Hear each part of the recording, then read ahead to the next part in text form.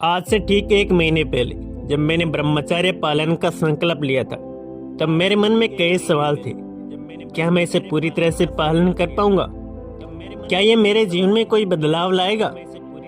क्या ये इतना मुश्किल होगा जितना मैं सोच रहा हूँ? लेकिन एक दिलचस्प बात ये थी कि मुझे लगता था कि मेरे जीवन को एक नई दिशा दे सकता है। मेरे जीवन के इस अनुभव को आपके साथ साझा करने से पहले मुझे ये बताना जरूरी है कि ब्रह्मचर्य सिर्फ एक शारीरिक अनुशासन नहीं है, बल्कि मानसिक, आध्यात्मिक और आत्मिक उन्नति का एक माध्यम है। मैंने अपने जीवन में पहली बार ब्रह्मचर्य पालन का संकल्प लिया था। पहले दिन मेरे मन में कई संकोच थे, लेकिन एक विचार ने मुझे मजबूर कर दिया। क्या होगा अगर मेरे जीवन का सबसे अच्छा निर्णय हो? इसलिए मैंने इस संकल्प को दृढ़ निश्चय के साथ अपनाने का निर्णय लिया। शुरुआत में मुझे हर छोटी छोटी बात पे ध्यान देना पड़ता था। शारीरिक रूप से मुझे खुद को संयमित रखना पड़ता था। मानसिक रूप से मुझे अपने विचारों पर काबू पाना पड़ता था, क्योंकि मेरी मनोवृत्तियां और इच्छाएं हमेशा उथल पुथल मचाती रहती थी। हालांकि मैंने ध्यान, योगा की मदद से अपने दिमाग को शांत करना शुरू कर दिया था। दूसरे और तीसरे दिन मुझे कई बार अपने मन को समझाना पड़ा। इस यात्रा में सबसे कठिन इच्छा मन की इच्छाओं से लड़ना होता था। मेरे भीतर की इच्छाएं मुझे बार बार बहका रही थी, लेकिन मैंने खुद से कहा, यह सिर्फ एक दिन की बात नहीं है, ये पूरे जीवन की दिशा बदलने वाली यात्रा है।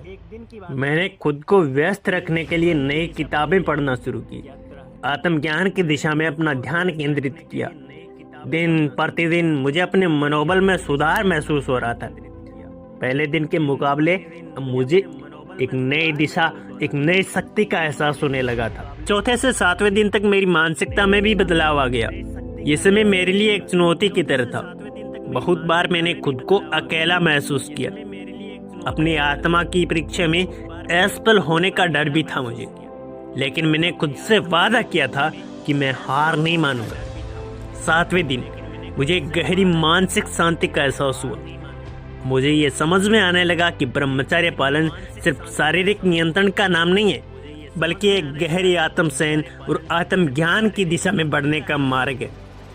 8वें दिन से 15वें दिन तक मैंने देखा कि मेरे अंदर मानसिक स्पष्टता और आत्म नियंत्रण में वृद्धि हो रही है। अब मैं अपने विचारों और इच्छाओं को सहमति करने में सक्षम था। मेरी ऊर्जा का स्तर पहले से कहीं अधिक था और मुझे ये महसूस होने लगा कि मुझे शारीरिक और मानसिक दृष्टि ताकत मिल रही है। मैंने अपनी मेडिटेशन को अपनी दिनचर्या का हिस्सा बना लिया। इसका असर मेरे शारीरिक और मानसिकता पर साफ नजर आ रहा था। अब मुझे खुद से अधिक प्यार और सम्मान महसूस होने लगा। मेरा आत्मविश्वास में वृद्धि होने लगा और हर दिन मुझे जीवन में एक नई दिशा मिलती जा रही थी। इस दौरान मेरे अंदर कई बार मानसिक संघर्ष उत्पन्न हुआ।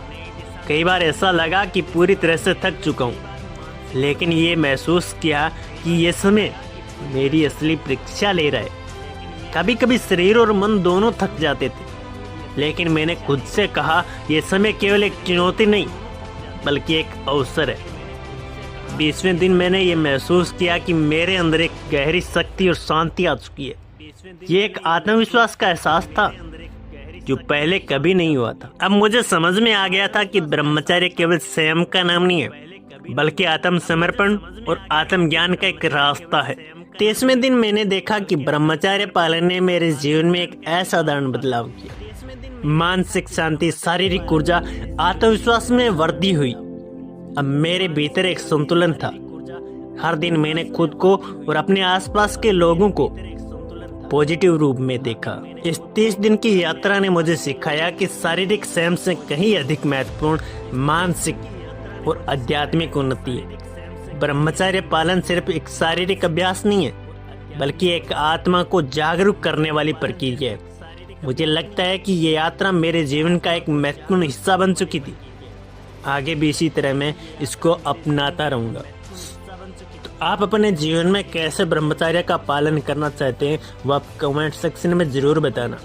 या आप अपनी लाइफ को बर्बाद करना चाहते हैं या अपनी लाइफ को बनाना चाहते हैं।